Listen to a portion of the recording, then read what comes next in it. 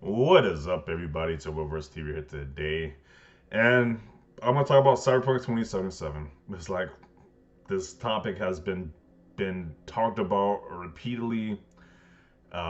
It's kind of like beating a dead horse at this point, but it's kind of like you gotta talk about it.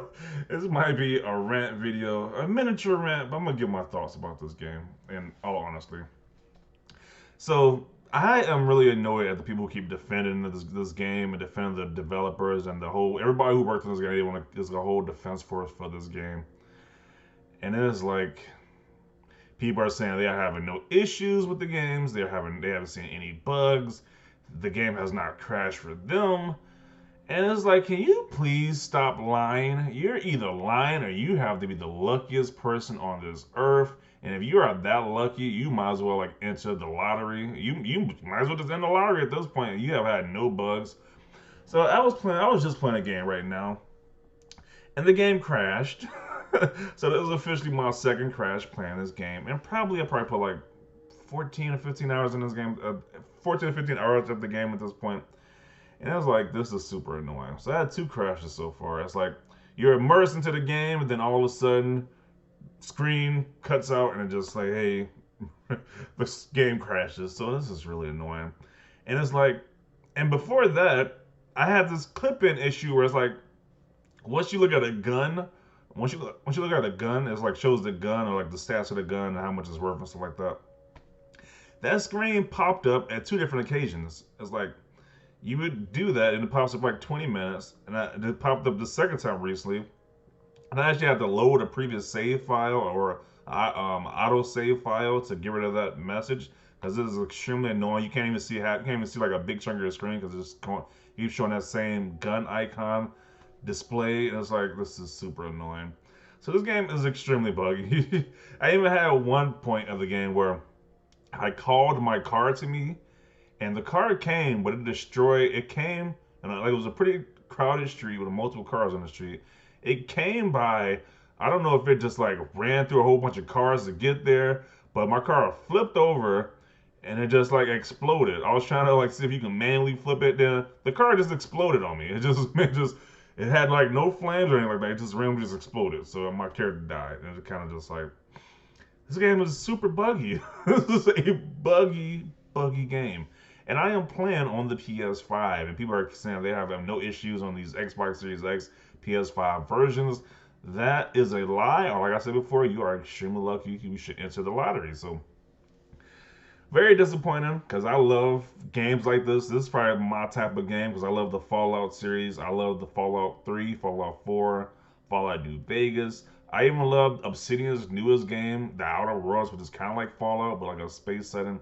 So this game is kind of like the same. It's very similar to the Fallout series, which I love. Like I said, I put a lot of hours into those Fallout games. And this is very reminiscent of the Fallout series. I love that game. I love that series, that franchise. So this is something that kind of remind me of that, but this game is way too buggy. I'm not talking about Bethesda games. That games are buggy, but this is just ridiculous. This game is like so. I don't. What were they doing for 8 years? If this is the result that they came out with, it's like this is crazy. And I heard Google Stadia is probably the best way of playing this game if you don't have a high-end PC. Google Stadia is like the second best way to play this, but I don't want to use Google Stadia. I have no interest in using a streaming service to stream games. I have no interest in doing that. So yeah, this is very disappointing. I know Sony offers a refund on the game. You can refund your game from Sony, but it's kind of like by the time they do these patches, it's probably gonna be like the PS5 version patch or the Xbox Series X version patch.